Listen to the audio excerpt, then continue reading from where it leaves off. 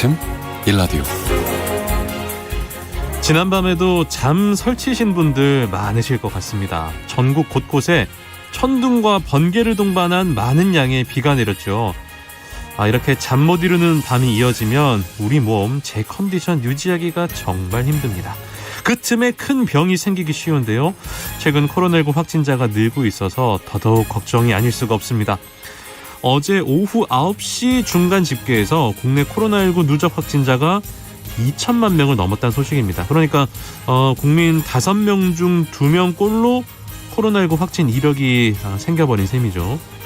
이 좋은 일로 이런 수치를 만났다면 참 반가운 소식이겠는데 좀 안타깝기도 합니다. 물론 가볍게 지나는 분들도 계십니다. 그런데 저를 포함해서 체중이 좀 많이 줄어든 분들도 계세요. 10kg 가까이 체중이 줄었다라는 분들도 계시고요. 이거 저도 느껴봤는데 목의 통증 때문에 침을 삼킬 때마다 눈물이 날 정도였다라는 분, 저 포함해서 정말 많으셨습니다. 어제부터 코로나19 무증상자가 동네 병의원에서 신속 항원 검사를 받을 때는 5,000원의 진찰료만 부담을 하면 되도록 이렇게 됐는데요. 주변 가족과 친지들의 건강을 생각해서 만약에 밀접 접촉자가 되셨다면 신속하게 검사를 받으시는 게 좋을 것 같습니다. 8월 3일 수요일 오늘 아침 일라디오 출발합니다. 안녕하세요. 아나운서 강승화입니다.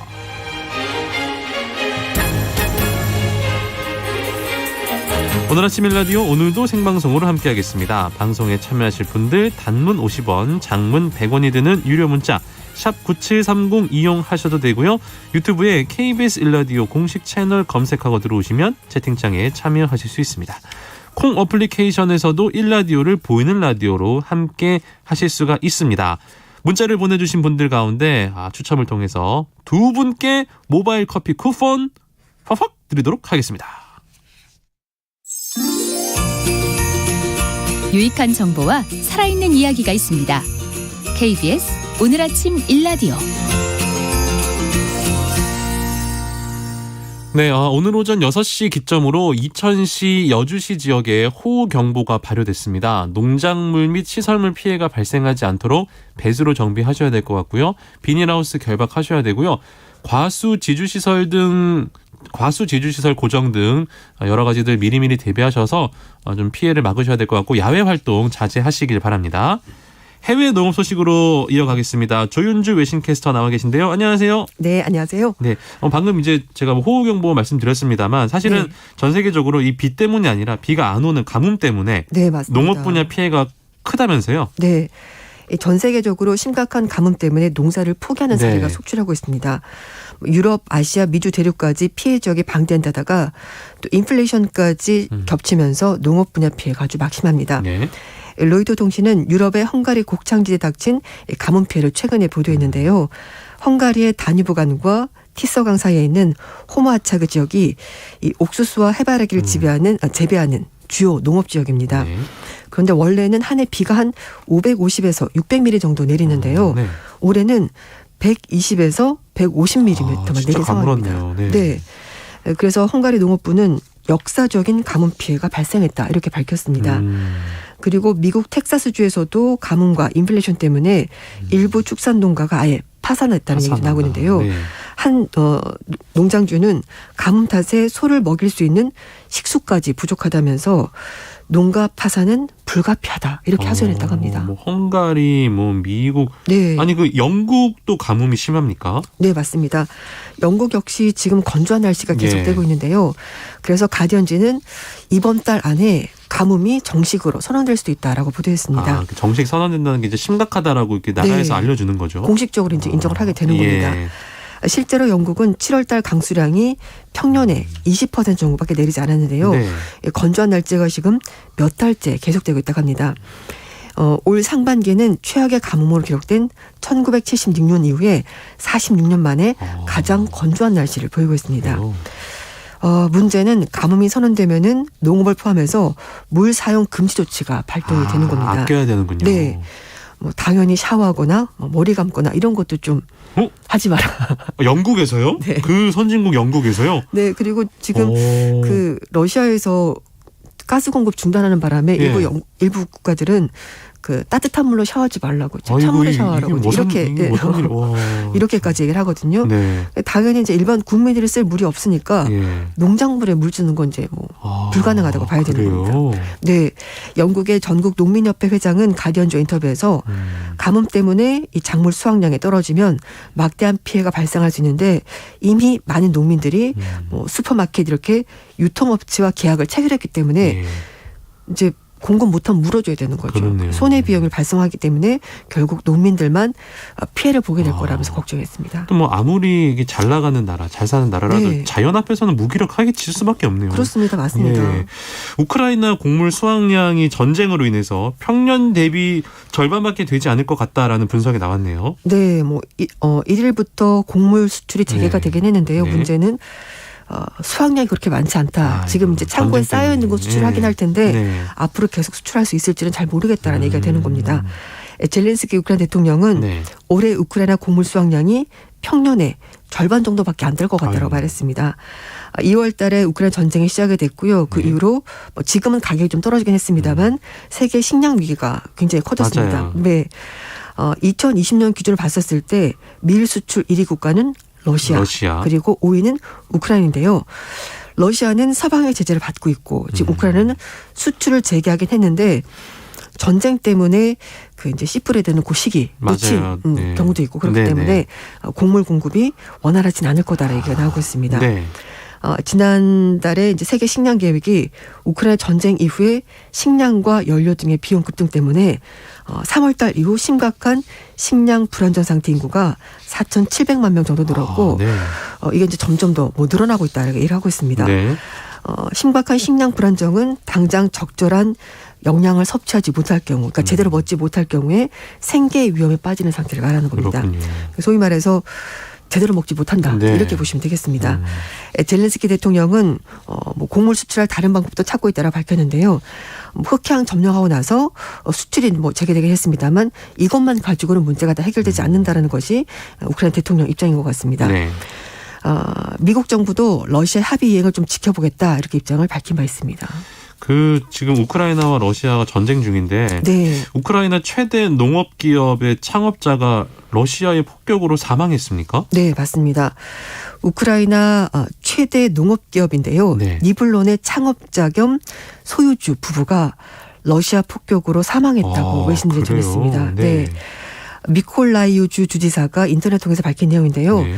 지난달 30일, 31일 이렇게 이틀 동안 미콜라이우 지역에 러시아 폭격이 집중적으로 있었고 네. 그래서 니블론의 대표인 올렉시 마다투르스키 부부가 자택에서 사망했다고 밝혔습니다. 자택에서요? 네. 미콜라이우 본사를 두고 있는 니블론은요. 밀, 보리, 옥수수를 전문적으로 생산하고 수출하는 기업인데 네. 연 매출액이 20억 달러, 우리 돈으로 2조 6천억. 어휴, 엄청 정도 큰 돼- 회사네요. 네, 그래서 우크라이나 대표하는 농업 기업입니다. 네. 그리고 이 창업주의 재산 재산이 2016년 네. 기준 봤었을 때 네. 7억 1천만 달러, 우리 돈으로 9,300억 원. 예. 이거 폭격 맞아서 돌아가셨다고? 네, 맞습니다. 야, 이럴 수. 젤렌스키 대통령도 성명을 통해서 애도의 뜻을 밝혔는데요. 네. 미콜라이우는 러시아가 점령한 남부 지역의 요충지 헤르손과 가까운 지역입니다. 최근에 우크라이나가 헤르손 수복 작전을 진행을 하면서 연일 러시아가 이 지역을 공격을 하면서 결국 목숨을 잃은 것으로 보이는데요. 네. 연매출인지 이 정도 되는 큰 기업이 창업자가 사망을 했으니까 아마 또 이것도 타격이 될 것 같습니다. 그러네요. 네, 알겠습니다. 전쟁 상황이 또 이런 결과를 또 일으키고 있군요. 그러니까요. 그 전 세계적으로 지금 저희 우리나라도 그렇지만 네, 물가가 너무 비싸요. 이제 우리나라 같은 경우뿐만 아니라 이제 개발도상국들 이런 나라들의 식량 가격이 또 많이 올랐다 이런 뉴스가 있네요. 네, 맞습니다. 우크라이나 전쟁 때문에 레바논의 식량 가격 상승률이 332%라고 세계은행이 발표했습니다. 4배 이상 올랐네요. 네, 뭐 살 수가 없겠죠. 이 정도 네. 가격이 오르면. 그리고 짐바브웨 식량 가격 상승률도 255%고요. 베네수엘라, 튀르키예도 각각 식량 가격이 155%, 94% 이렇게 올랐습니다. 네. 레바논은 2020년에 베이루트에서 발생한 식량 창고 폭발 사고로 이 곡물 저장과 공급 능력이 마비가 돼서 피해가 더 컸다 이렇게 설명을 했습니다. 네. 월드뱅크에서. 네. 이 세계은행은 최근 몇 달 동안의 식품 가격 급등이 상대적으로 이 소득 수준이 높은 국가를 포함한 대부분의 경제에 영향을 미쳤는데 특히 말씀하신 것처럼 개도국 또는 좀 경제적으로 네. 어려운 뭐 아프리카, 남아시아 이런 지역들도 큰 피해를 입었다는 거죠. 그렇군요. 근데 그 국제 곡물 가격은 그래도 그나마 다행인 게 최근 좀 내리고 있다. 이거는 무슨 얘기입니까? 네. 일단 뭐 그동안 굉장히 많이 올랐습니다. 너무 많이 올라서. 예. 근데 지금은 약간 내렸다고 월드뱅크가 설명했는데요. 네. 실제 밀 선물 가격은 우크라이나 전쟁 발발 시점인 2월 24일 수준을 회복을 했고 이제 그만큼 떨어졌다는 거고요. 네. 옥수수 가격도 올 들어서 가장 낮은 수준까지 떨어졌습니다. 곡물 가격이 하락세를 보이는 상황에서 우크라이나 수출도 재개가 되면서 곡물 시장이 좀 안정을 찾을지 그것도 주목되는 부분인데요. 네. 우크라이나가 밀, 보리, 옥수수 수출국인데 러시아가 이제 흑해를 봉쇄하면서 네. 수출이 중단됐었고 일단은 우크라이나, 러시아, 튀르키예가 나서서 유엔까지 나서면서 이제 곡물 수출은 일단 1일부터 재개가 됐습니다. 네. 1일 날 2만 6천 톤의 옥수수를 실은 화물선이 네. 오데사항을 출항을 해서 레바논으로 지금 가고 있습니다. 그리고 다른 16척의 곡물 수출선도 이제 추가로 출항한다고 하는데요. 우크라이나가 매달 500만 톤의 이 곡물을 수출할 수 있을 것으로 자체 추산하고 있습니다. 네. 하지만 전문가들은 우크라이나 곡물 수출 재개가 이 세계적인 식량 위기에 미칠 영향이 아직은 좀 미미한 것 같다라고 설명했는데요. 네. 뉴욕타임스에서는 전쟁에다가 코로나19 장기화 거기에다가 기후변화까지 겹치면서 이것 때문에 발생한 식량 위기 규모가 너무 크기 때문에 네. 이제 우크라이나가 수출을 재개한다고 하더라도 이 모든 상황을 해결하기는 좀 힘들다라고 설명했습니다.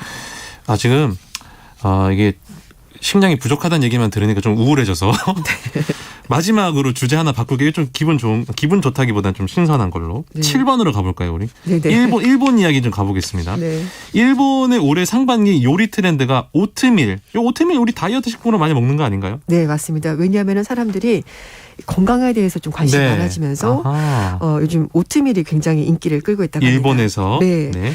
그 요리 전문 인플루언서 네트워크가 2022년 상반기 트렌드 요리 키워드 대상 이제 조사를 해봤는데요. 네. 그랬더니 1위가 오트밀이 선정이 됐고요. 예. 그리고 우리나라 음식인 양념치킨이 3위에 선정이 됐습니다. 역시 이제 일본 사람들도 양념치킨 맛을 알게 됐군요. 맛이 있으니까요. 너무 맞습니다. 맛있죠. 네, 예. 이번 조사는 5월 달에 네. 10대부터 60대까지 남녀 371명을 대상으로 진행이 된 거였습니다. 네. 오트밀은 다이어트죠. 식품이어서 이제 잘 알려진데요. 뭐 사실 맛은 그닥 솔직하게 제가 말씀드릴까요? 예, 맛없어요. 확실히 맛은 별로. 네, 제가 사실 아침마다 빵을 먹는데 네, 빵을 별로. 매일 먹으니까 좀 왜 부담스럽더라고요. 맛이 없는지 어떻게 아냐면 네. 아이들을 줘보면 알아요. 입도 안 돼요. 절대 안 애기들 먹죠. 절대 안 먹어요. 네, 맞습니다. 일단 간이 1도 없습니다. 네, 진짜 맛없어요. 네, 그리고 이제 섬유질이 많은데 네. 뭐 전자레인지 돌려 먹기도 하고 아니면 이제 우유에 타서도 먹기도 하는데요. 뭐 주먹밥을 만들어서 쌀 대신 활용하는 경우가 크게 늘어나면서 오트밀로. 네, 그래서 요즘 뭐 일반 매장에서 다양한 상품이 출시가 되고 있다고 합니다. 네, 2위 뭡니까? 2위. 2위는 마약 달걀이라는 게 있다고 해요. 우리나라에 있는 거 아니에요, 이거? 네, 이거는 간장에다가 네. 대파, 마늘, 고추 이렇게 양념을 넣고 반숙한 반숙란을 거. 절인 거라고 합니다. 우리나라에 있잖아요. 네, 맛있겠죠. 맛있죠. 네, 네. 군침 돌죠, 이거. 네, 그래서 이제 말씀하신 것처럼 이제 한국에서 유행했고 이제 일본 전파가 되면서 아하. 좀 임팩트 있게 이제 마약 달걀 이렇게 말하는 건데요. 아. 사실 전 세계인들이 다 좋아하는 식재료라면 달걀 아닙니까? 달걀이죠. 그래서 이걸 네. 간편하게 먹을 수 있기 때문에 SNS에서 폭발적인 인기를 끌고 있고요. 네. 그리고 양념치킨. 양념치킨 3위. 네, 이거는 진짜 끊을 수 없는 맛의 네. 중독인데 이거 3위 네. 차지했고요. 네. 이외에도 뭐 만두, 양념 어묵 등 오. 치킨 외에도 양념치킨 소스를 활용한 음식들이 일본에서 인기를 끌면서 네. 일본 식품회사가 양념치킨 소스를 잇따라 출시한 그런 일도 있다고 합니다. 네. 그리고 이제 대량주를 통해서 식료품비를 아끼려고 뭐 대량 레시피 또는 고온에서 단숨에 튀겨내서 겉바 속촉, 뭐 알라딘 토스트 이런 것들도 인기를 끌고 있다고 하는데요. 네. 그 한국농수산물식품유통공사 AT의 도쿄지사 관계자는 네. 키워드를 잘 활용하면은 한국 식품의 수출을 확대하는데 도움이 될 거라면서 네. 우리나라 고추장 계열 소스라든지 뭐 김치나 오트밀을 함께 활용한 여러 가지 건강 레시피를 인터넷에 소개하는 것이 좋은 방법이다 이렇게 설명했다고 합니다. 알겠습니다. 네. 해외 농업 소식 외신 캐스터 조윤주 씨와 함께했습니다. 고맙습니다. 네, 감사합니다.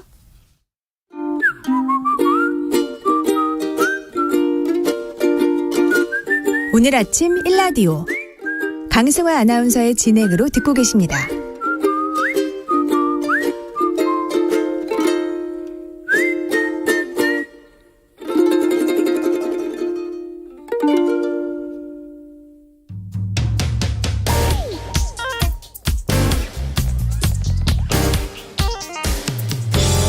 오늘 아침 뉴스 브리핑. 뉴스 브리핑 정상근 기자 연결합니다. 안녕하세요.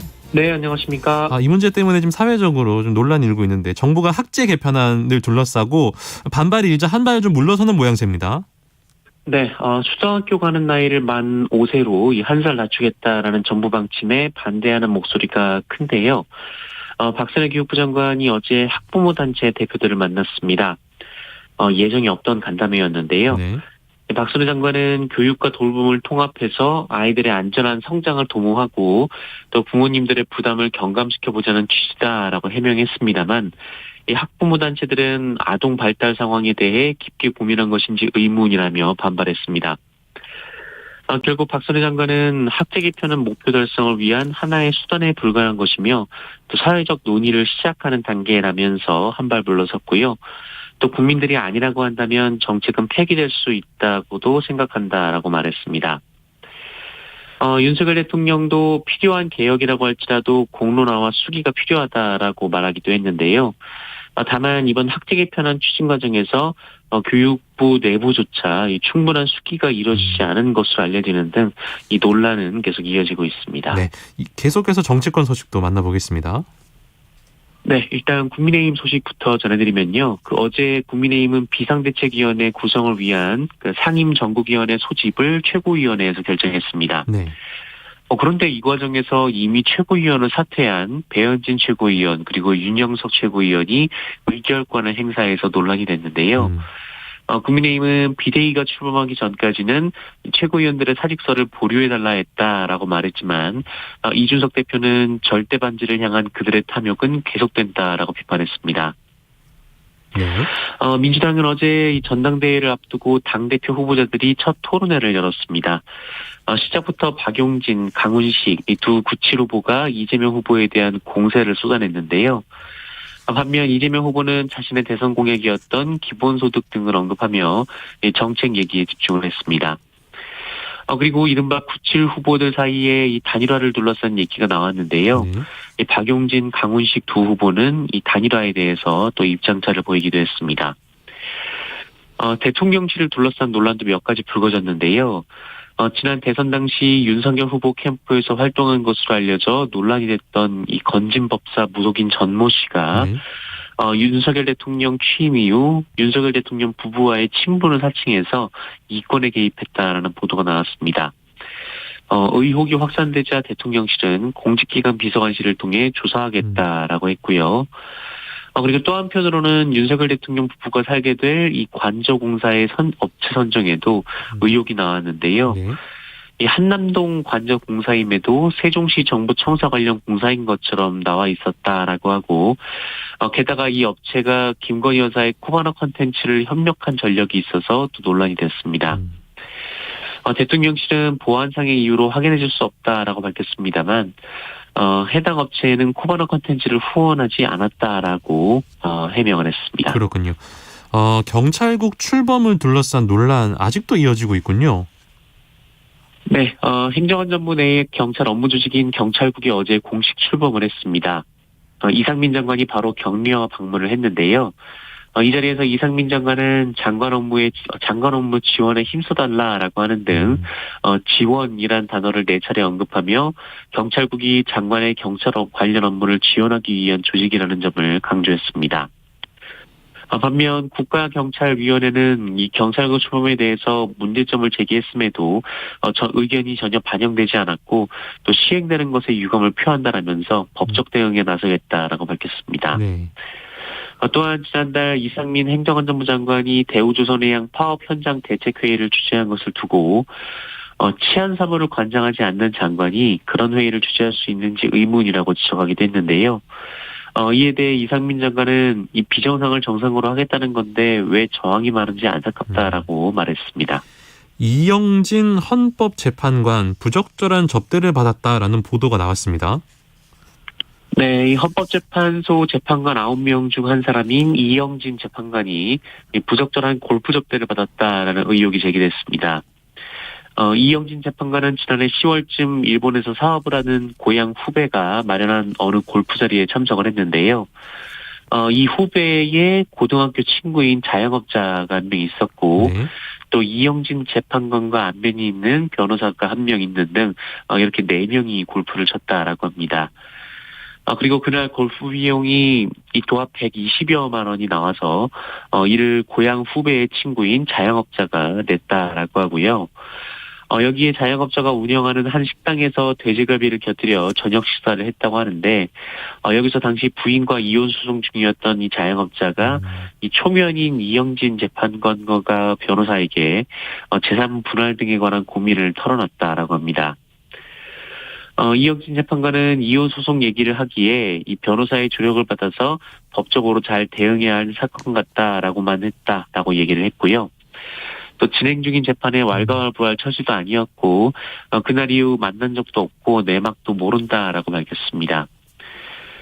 그러면서 이 처음 보는 사람과 부적절한 골프를 친 것을 반성하고 있지만 현재 재판관과 가사 소송은 직무 관련성이 없다라고 덧붙이기도 했습니다. 네. 국회 본회의에서 통과된 법안들이 있습니까? 네, 일단 오는 2024년 말까지 한시적으로 휘발유, 경유 등에 대한 유류세 탄력세율 조정 한도가 현행 30%에서 50%로 확대됩니다. 어제 국회 본회의를 통과했는데요. 네. 다만 그렇다고 해서 유류세가 바로 더 내린다라는 의미는 아니고요. 네. 이 법안은 정부가 조절 가능한 유류세 인하 범위를 현행 최대 37%에서 최대 55%까지 확대하는 것일 뿐이지 국제유가가 다소 떨어진 지금 당장 유류세를 추가 인하하지는 않을 것으로 보입니다. 그리고 내년 1월부터는 직장인 식대 비과세 한도가 월 10만 원에서 20만 원으로 늘어납니다. 네. 내년 1월부터 시행이 되는데요. 이 대상자는 1,000만 명가량으로 추상이 되고 있습니다. 직장인 실내 비과세 한도는 지난 2003년 법 개정 이후 19년째 동결 상태였는데요. 최근 물가가 급등하면서 노동자들의 실질 소득이 감소하고 가계 부담이 커지며 이 비과세 한도 상향에 대한 필요성이 제기된 바 있습니다. 네. 어쨌든 뭐 이런 법안들이 통과됨에도 불구하고 고물가는 계속해서 이어지고 있습니다. 네, 지난달 소비자 물가 상승률이 오름폭을 더 키우면서 네. 또다시 외환위기 이후 근 24년 만에 최고치를 기록했습니다. 어제 통계청이 발표한 7월 소비자 물가 동향에 따르면 이 소비자 물가 지수는 지난해 같은 달보다 6.3% 올라갔는데요. 지난해 6월에는 6% 올라갔으니까 그보다 더 높아졌고 또 2달 연속 6% 이상을 기록을 했는데 네. 이 2달 연속 기록은 1998년 이후 23년 8개월여 만입니다. 그래요? 네, 특히 공업제품, 개인 서비스가 물가 상승세를 주도했는데요. 네. 이 공업제품 중에서도 역시 석유류가 35%나 올라갔습니다. 또 경유는 47%나 올라갔고요. 그리고 가공식품이 8% 넘게 올라갔는데 이 빵이 12.6% 올라서 네, 상승폭이 가장 컸습니다. 그리고 생선회가 10.7%, 치킨 11.4% 등 외식이 8.4% 올랐고요. 네. 보험 서비스료도 14.8%나 올랐습니다. 그리고 농축 수산물, 특히 배추가 72.7% 올라갔고요. 오이가 73% 올라갔고요. 이 돼지고기는 10% 정도, 그리고 수입 소고기는 24.7% 정도가 올랐습니다. 네. 그 공군에서 또 성추행 사건이 발생했나요? 네, 선임에게 성추행을 당한 뒤 극단적인 선택을 한 고 이해람 중사가 마지막으로 근무했던 부대가 공군 제15 특수임무 비행단인데요. 네. 이 부대에서 또 성추행 사건이 발생을 했습니다. 군인권센터는 이 부대에서 20대 초반 여군하사를 대상으로 성폭력 사건이 발생했다라고 폭로했고요. 가해자로 지목된 사람은 고 이해란 중사가 순직 이후 부임한 44살의 준이였습니다. 군인권센터에 따르면 올해 1월 시작된 성폭력은 피해자가 4월 피해 신고를 할 때까지 이어졌다라고 하고요. 안마를 해준다는 핑계로 어깨야말을 만지거나 거부 의사를 밝혔음에도 윗옷을 들쳐 부항을 놓는 등 성추행을 저질렀다라고 합니다. 네. 그 외에도 이 코로나19에 확진된 남자사와 입을 맞추라라는 지시를 하는 등 상식 밖의 엽기적인 지시를 내리기도 했는데요. 네. 피해자가 성추행, 성희롱 사실을 피하거나 거부 의사를 표현하면 통상적인 업무에서 배제하는 등 불이익까지 줬다라고 합니다. 현재 피해자의 신고로 해당 준이는 구속이 됐는데요. 하지만 군인권센터는 신고 직후 가해자와 피해자의 분리가 이뤄지지 않아서 가해자가 피해자를 회유하고 협박하는 등 군이 부실 대응을 했다라고 지적하고 있습니다. 마지막으로 코로나19 상황 살펴보겠습니다. 네, 어제 코로나19 신규 확진자 11만 1,789명이었습니다. 신규 확진자가 수가 11만 명을 넘긴 것은 이번 재유행 이후 처음이고요. 네. 지난 4월 19일 이후 105일 만에 가장 많은 수의 신규 확진자가 나왔습니다. 지난주에 1.13배 그리고 2주 전에 1.5배에 이르러서 확산세는 둔화된 듯한 모습을 보이긴 합니다만 60대 이상 고위험군 확진자 증가세가 보여서 주의가 요구가 되고 있습니다. 네. 또 위중증 환자는 282명, 사망자가 16명이 나왔습니다. 한편 코로나19 기존 변이보다 전파력이 빠르고 면역 회피 특성이 강한 BA.5 변이가 국내 검출률이 60%를 넘김으로써 우세종이 되기도 했습니다. 네. 뉴스 브리핑 정상근 기자와 함께했습니다. 고맙습니다. 고맙습니다.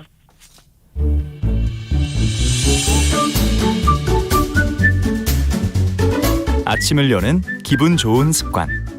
KBS 오늘 아침 1라디오.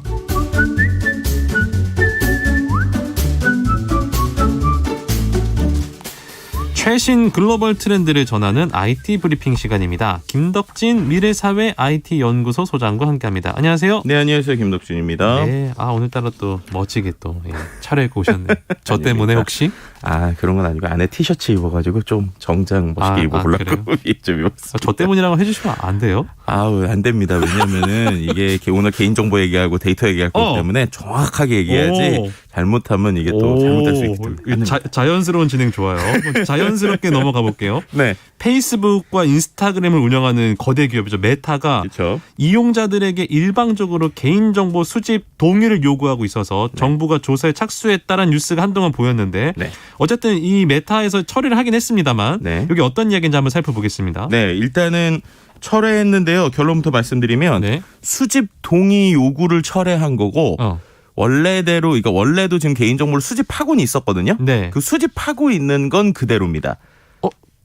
그래요? 네, 그러니까 동의만 받는 메뉴가 없어졌을 뿐이지 동의를 안 받은 상태에서도 원래 수집을 하고 있었고 그리고 동의받는 메뉴가 나왔더니 사람들이 이거 뭐야 라고 이제 하니까 그럼 원래대로 하겠다라고 생각하시면 돼요. 그러니까 동의받는 메뉴가 없어진 거지 개인정보는 계속 수집하고 있다. 이런 이제 결론부터 좀 말씀을 드려야 될 것 같습니다. 일종의 약간 조삼모사 느낌인데 네네네. 바꾼 건 하나도 없으면서 그렇죠. 그냥 근데 이제 그게 논란이 됐던 게 저도 이거를 이 앱들을 사용하고 있지만 페이스북 같은 경우는 이제 키자마자 뭐가 뜨더라고요. 그렇죠. 개인정보 업데이트 동의하세요. 이게 이제 요게 사실상 강제 옵션처럼 떠 있던 거잖아요. 그렇죠. 이게 맥락이 좀 있어요. 그러니까 말씀하신 것처럼 지금 이거에 대한 좀 전체적인 흐름에서 이거 뭐야 하고 계속 뉴스가 떴다 안 떴다 이런 식인 분들이 있어 헷갈릴 것 같아서 조금 정리를 해보면 일단은 이게 한 7월 초부터 계속 문제가 됐던 이슈입니다. 그래서 페이스북, 인스타그램 모두 다 운영하고 있는 메타에서 마찬가지로 이제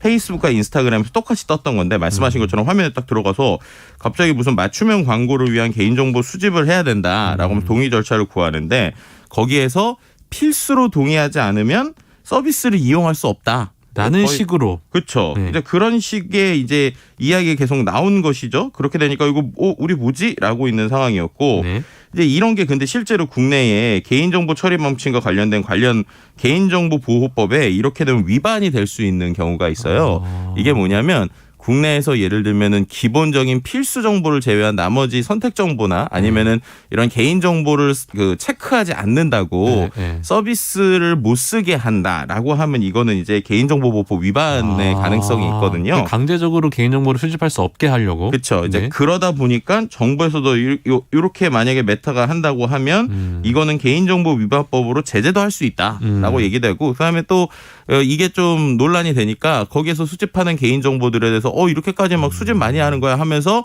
쉽게 말하면 막 여론이 만들어지는 거죠.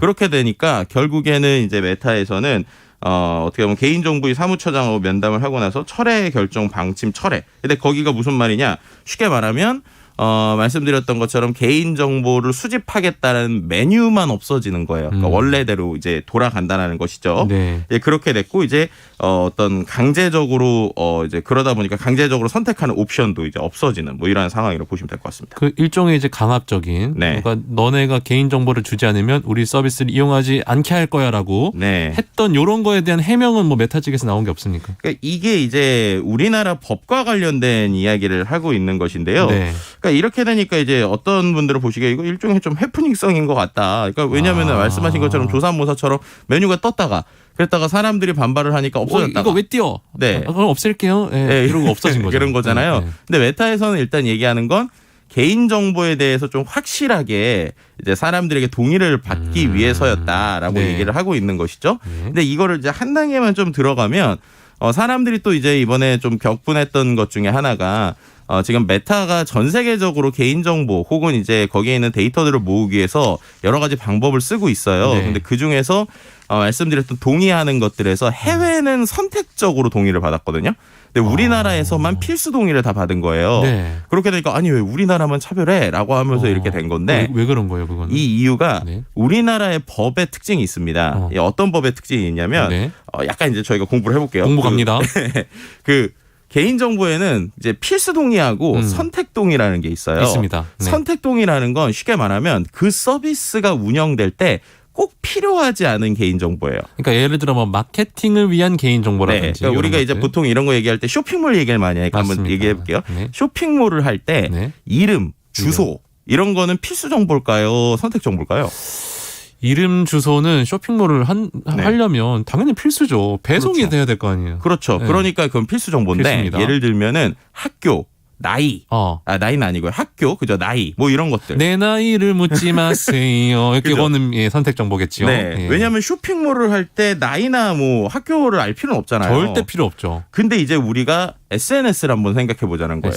SNS는 예를 들면 쇼핑몰은 목적이 상품을 파는 거잖아요. 네. 그러니까 상품을 팔 때 필요한 정보가 아닌 것들은 선택 정보라고 명확하게 얘기할 수 있겠죠. 그렇죠. 근데 SNS에서의 매출이 나는 구조를 생각해 보면 예. 상품을 파는 게 아니잖아요. 그렇죠. 그러니까 그들은 공짜로 우리에게 서비스를 쓰게 해주는 대신에 거기에서 광고를 그 기업들에게 팝니다. 네. 근데 광고를 기업들에게 팔려면 광고가 정확하고 그리고 광고에서 질이 높을수록 당연히 기업들한테 돈을 많이 받겠죠. 아하. 그래서 그 네. 광고를 보는 사람들의 연령, 그렇죠. 성별, 네. 뭐 이런 것들을 제공을 하려고 그렇죠. 이런 일이 일어나는 거군요. 네, 맞습니다. 이제 그러다 보니까 지금까지 그런 것들을 다 수집하고 있었는데 네. 전 세계적으로 최근에 이제 개인정보에 대한 문제들이 계속 들고 일어나지고 관련 소송도 막 있고 그러니까 네. 이제 메타 입장에서는 이럴 거면은 우리가 전 세계적으로 좀 안전장치 아닌 안전장치를 만들어야 되는 상황이 된 거예요. 네. 근데 그럴 때 말씀드린 대로 우리나라에서는 선택적 개인정보라는 게 있기 때문에 네. 이 기회에 그냥 다 모든 개인정보에 동의를 받자라고 이제 시도를 했다가 네. 사람들이 이거 뭐야라고 하니까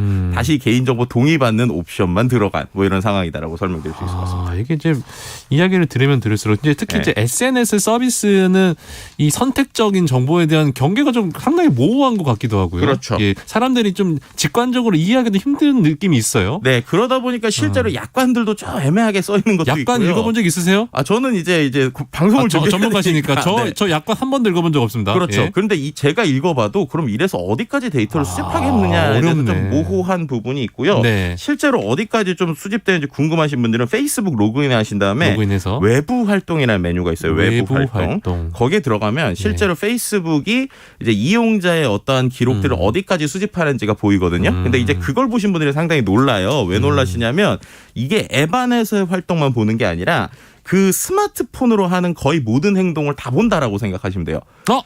네. 그 앱을 켜서 내가 뭘 본 것만 보는 게 아니고 네. 그 동의를 하게 되면 네. 내가 스마트폰으로 어디 뭐 검색창을 띄워서 네. 이제 소장님 이름을 검색하면 그쵸. 이 사람한테 관심이 있군 이러면서 이 사람 뭐 네. 관련 뭐 물건을 보여준다든지 뭐 이런 것까지 본다는 얘기예요? 네, 정확하게 말하면 개인정보를 동의하지 않은 상황, 지금과 같은 상황에서도 이미 그렇게 하고 있었다는 거예요. 기분 나빠. 그렇죠. 이게 쉽게 말하면 아까 말씀드린 대로 페이스북 안에서 광고를 띄워야 되는데 그 광고의 효율이 올라가려면 이 사람이 평상시 인터넷에서 뭘 했는지를 알아야 예를 들면 어떤 쇼핑몰에 자주 가고 어쩐지 제가 콜라 많이 먹거든요. 그렇죠. 콜라를 막 이제 사려고 네. 다른 사이트 검색을 했는데 페이스북에 뜨는 거예요. 그렇죠. 여기 네. 다 그렇게 된 거예요? 네, 그게 이제 페이스북에서 만든 픽셀이라고 하는 어떤 기능이 있는데 네. 그 기능을 인터넷 사이트들에 설치를 하게 되면 그 정보랑 페이스북 정보가 연동이 돼요. 근데 이거를 저희가 설치하는 게 아니라 예. 그 쇼핑몰이나 인터넷을 하는 그런 기업들이 거기에다가 페이스북의 일종의 플러그인을 스스로 설치를 합니다.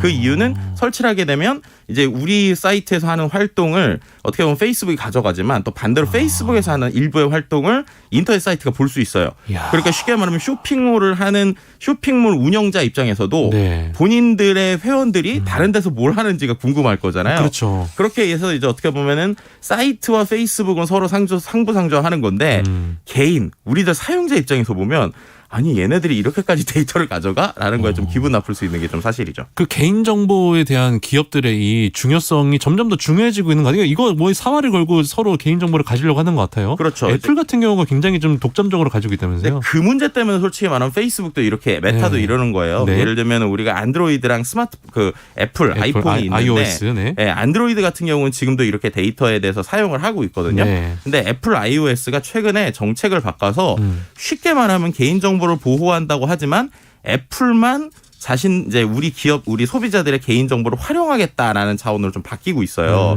그렇게 되니까는 개인 정보를 활용해서 광고를 팔게 되는 메타의 경우에는 애플 사용자들의 개인 정보가 정확해지지가 않으니까 쉽게 말하면 광고가 이상해지고 효율이 떨어지는 거예요. 그러면 돈이 안 벌리겠죠. 네. 그렇게 되니까 이렇게 개인 정보를 좀 모으고 있는 상황이다. 이렇게 설명드릴 수 있습니다. 하여튼 뭐 기업들이 지금 이제 사람들에게 개인 정보를 좀 획득하기 위해서 여러 가지 좀 논란이 되기도 하고 이런 네. 일이 일어나고 있는데 지금 메타 경우를 살펴봤는데 혹시 국내 플랫폼 기업들 많잖아요. 네. 이런 기업들도 혹시 개인 정보를 좀 이렇게 가져가고 동의를 뭐 받고 하고 있습니까? 네, 그래서 이제 이 기회에 좀 사람들이 전체적으로 얘기하는 게 최소한의 정보가 어디까지는 좀 명확해야 된다는 거예요. 네. 왜냐하면은 이제 우리가 말하는 메신저 서비스 카카오톡 같은 네. 경우에도 보시면 알겠지만 채팅하고 있거나 막 얘기하다 보면 광고가 떠요. 내가 채팅했던 거 비슷한 게 맞아. 뜨시는 걸 좀 맞아. 보신 적이 있을 거예요. 오늘 치킨 먹을래? 그러면 상단에 치킨 떡. 그렇죠. 네. 그런 것들이 맞춤형 콘텐츠를 추천하고 마케팅에 활용한다 이런 이제 옵션들이 있거든요. 네. 그런 걸 선택하신 분들이 그렇게 나오게 되는데